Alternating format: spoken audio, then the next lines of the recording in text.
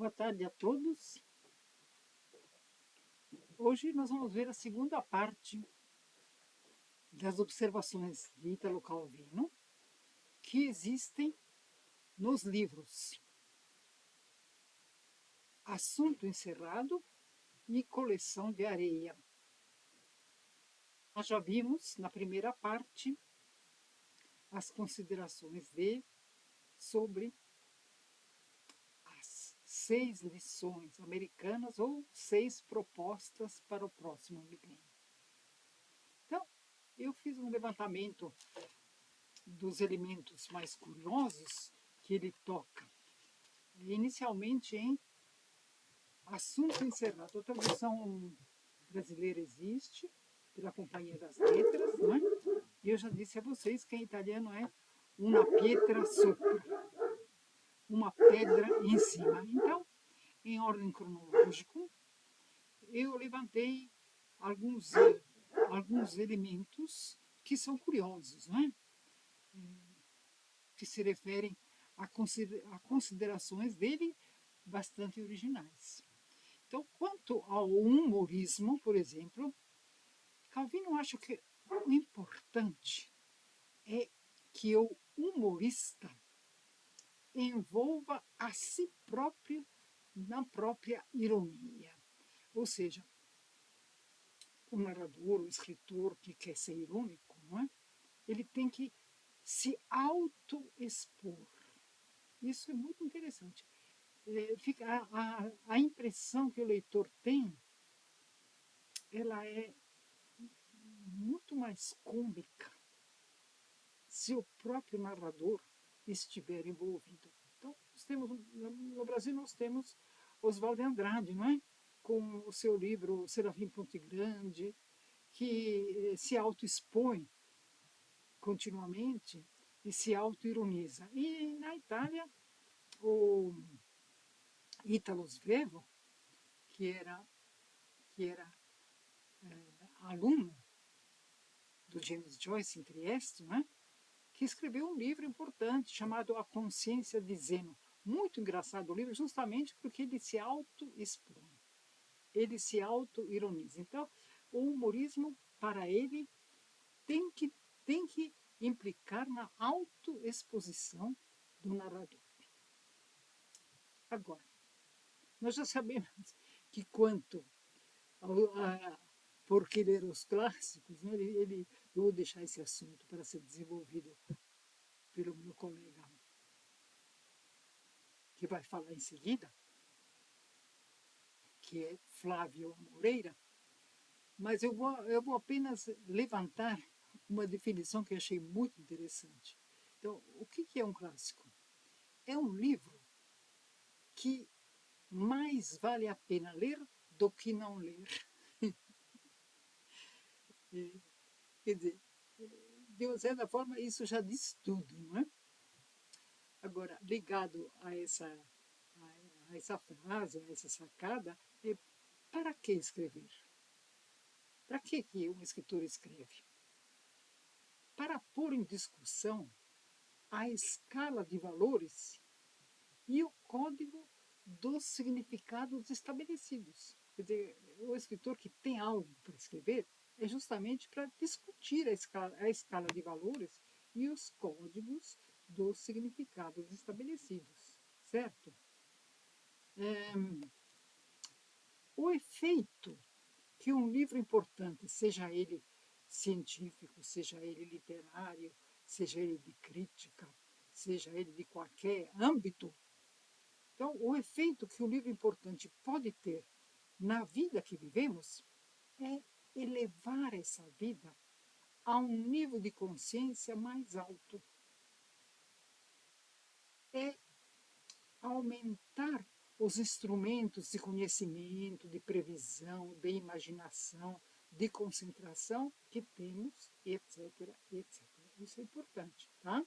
Quer dizer, um livro importante, ele tem que elevar o nível de consciência e aumentar os instrumentos de conhecimento que nós temos. O que a gente considera hoje como sendo a origem desses indescritíveis estados psicológicos, paisagens da alma e etc. Bom, hoje nós somos levados a senti-los com sinais que passam por intrincados circuitos de que é equipada a nossa mente. Tá? Você vê que está chegando próximo da inteligência artificial, embora esses escritos de Calvino tenham sido em 1980. Esse livro ele foi publicado em 1980, certo? Então você vê que já passaram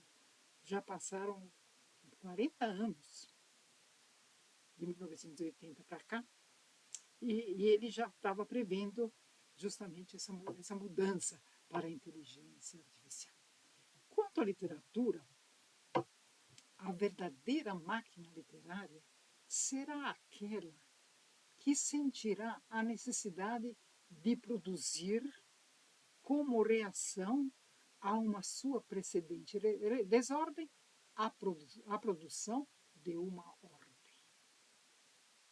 Tá? Isso é o desenvolvimento da inteligência artificial, que ele chamava de cibernética. Tá? Então, os desenvolvimentos da inteligência artificial tendem a desenvolver máquinas capazes de aprender, capazes de mudar a sua programação, capazes de desenvolver a própria sensibilidade. Nada impede de prever uma máquina literária que sinta insatisfação do próprio tradicionalismo e passe a propor novos modos de entender a escritura e passe a embaralhar os seus códigos, a transtornar os seus códigos. O que chamamos até hoje de inspiração, de gênio, de talento, nada mais é do que encontrar o caminho empiricamente através de atalhos, onde essa máquina seguiria um caminho sistemático e veloz, e ao mesmo tempo plúrimo. A máquina literária poderá realizar isso, mas existe um impasse final. A literatura revela o inconsciente. E a um certo momento, ela se encontra investida de algum significado inesperado. Pode ser que a máquina chegue, mas onde ela não chega é no receptor. Porque o receptor, seja ele o leitor, seja ele o ouvidor, seja ele o espectador, esse receptor tem os seus fantasmas escondidos. E juntamente com esses fantasmas escondidos que a máquina não pode conhecer, existem os fantasmas escondidos da sociedade. Então a grande diferença é dada pelo fruidor, pelo receptor. Certo? Agora, nós temos uma série de considerações a respeito de livros que o Calvino leu, não é? Ele se interessou muito pelo livro Anatomia da Crítica, de Northrop Frye. Essa obra do Northrop Frye foi considerada, por exemplo, por Antônio Cândido como equivalente a um curso de pós-graduação. Ele tece uma série de considerações a respeito dessa obra, e entre essas considerações tem a seguinte: o desejo é o equivalente social daquilo que a emoção é no nível literário. Ou seja, um impulso rumo à expressão. Olha que interessante, o desejo é um impulso rumo à expressão, tal como a emoção, na literatura, é um impulso rumo à expressão. Isso é muito interessante, tá? Muito interessante. E lembrem-se que o Bakhtin dizia que a expressão, cidade, é, de uma certa forma, uma das funções essenciais de cada ser humano. Tá? Expressão da própria unicidade. Tá? Bom, então,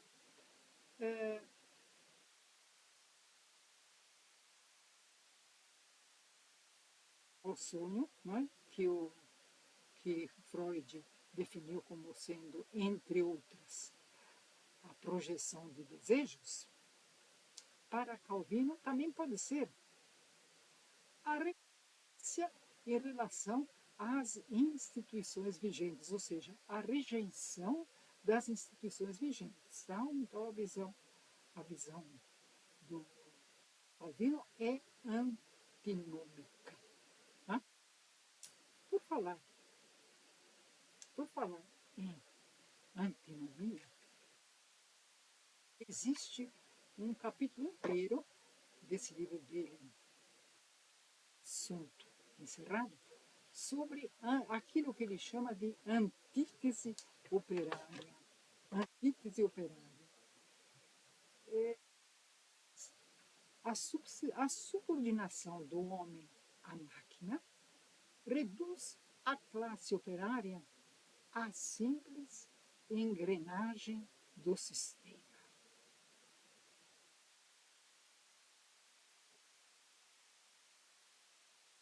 A ação do sistema não se dá apenas no operário, seu trabalho na fábrica, mas continua fora da fábrica, tratando ou implicando o operário, consumidor, obrigado a satisfazer necessidades, inclusive artificiais. A ciência de classe não consegue se desgrudar da cultura de massa. A ampliação da cultura de massa naquilo que foi chamado affluent society, sociedade afluente, então, na ampliação da cultura de massa, a classe operária e suas reivindicações se tornam um elemento até necessário da própria dinâmica produtiva. A verdadeira vítima da classe operária, nos países mais industrializados, é o mundo pré-industrial dos camponeses pobres e dos povos atrasados. Veja-se o caso dos milhões de brasileiros, né, que se encontram nesse estado. O desequilíbrio mundial tende a se acentuar cada vez mais. E o nível de vida dos países subdesenvolvidos tende a se rebaixar cada vez mais. Isto está se tornando um problema mundial por excelência. Também ele escreveu isso em 1980, hein? E é completamente atual, continua atualíssimo cada vez mais. A ameaça de o planeta estar numa era final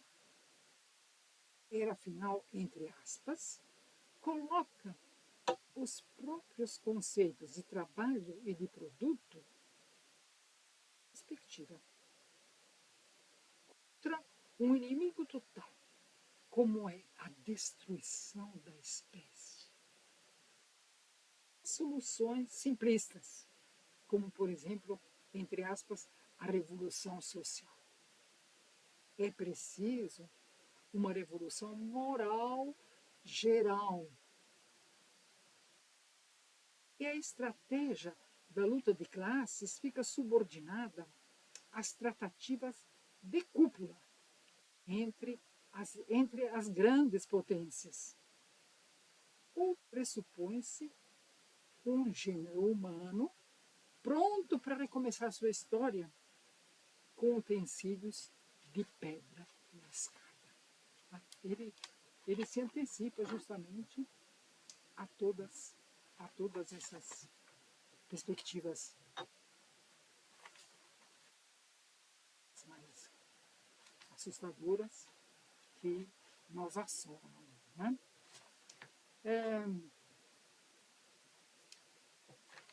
Concluindo os elementos levantados em assunto encerrado, existe a questão dos níveis da realidade na vida do mundo e na literatura. Então, qual é a diferença entre os níveis de realidade no mundo e os níveis de realidade na literatura? Bom, os níveis da literatura fazem parte de um universo escrito. Tá? Então, eles obedecem à seguinte forma. Vejam bem. Eu escrevo que Homero conta, que Ulisses diz, eu escutei o canto das sereias. Então, quem escreve deve inventar aquela primeira personagem, que é o autor da obra, podendo ser verdadeiro ou podendo ser fictício. E vai assim estabelecendo uma série de planos, uma série de níveis. Tá? Então, a literatura conhece apenas a realidade dos níveis, a realidade dos planos, não a realidade do mundo em si. Mais ou menos óbvio isso. Conclusão de o assunto encerrado, aqui chega, Calvin. Um programador no terminal de um circuito eletrônico, para fugir do inclassificável, reduzindo tudo a diagramas combinatórios, é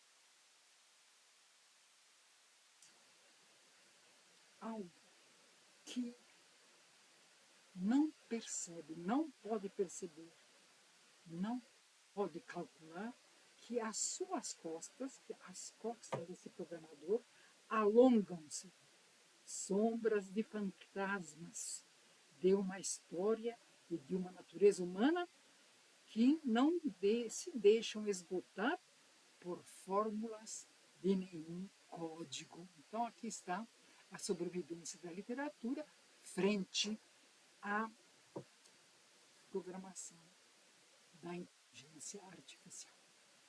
Por enquanto, continuamos nesse nível. Queria dizer a vocês agora algumas palavras a respeito de coleção de areia. Tá?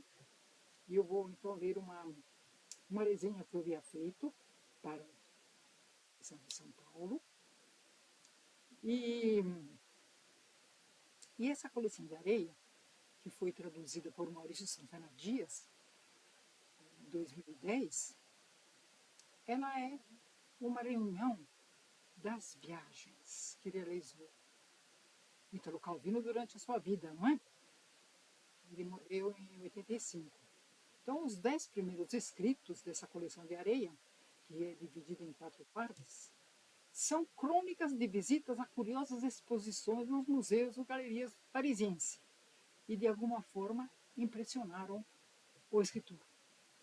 Vou citar alguns temas. A América vista pela Europa, cartas e figuras à terra, o nascimento da escrita, a imprensa marrom, nós e as amarrações, escritores que desenham, bem como os títulos da segunda e terceira parte, que são O Raio do Olhar e Relatos do Fantástico.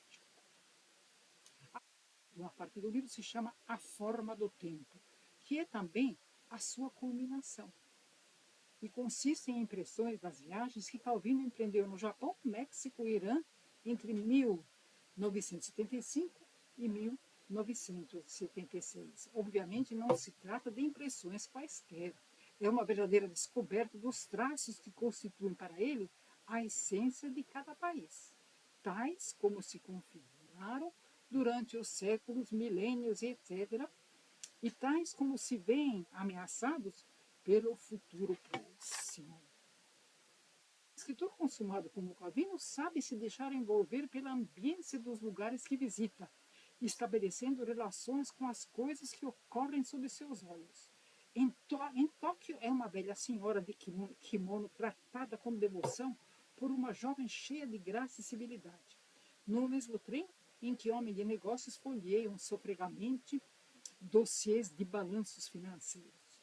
Já em Kyoto, as velhas nodosas se assemelham às árvores anãs, segundo a tradição do bonsai, num jardim que permanece sempre o mesmo, onde, secundando a paixão japonesa pelo pequeno, que dá a ilusão do grande, nenhum elemento jamais prepondera sobre o outro, e onde o templo de madeira nos pode ensinar que para entrar na dimensão do tempo contínuo, único e infinito, o único caminho é passar pelo seu contrário. A perpetuidade do vegetal, o tempo fragmentado e múltiplo daquilo que se alterna, se dissemina, brota, resseca ou apodrece.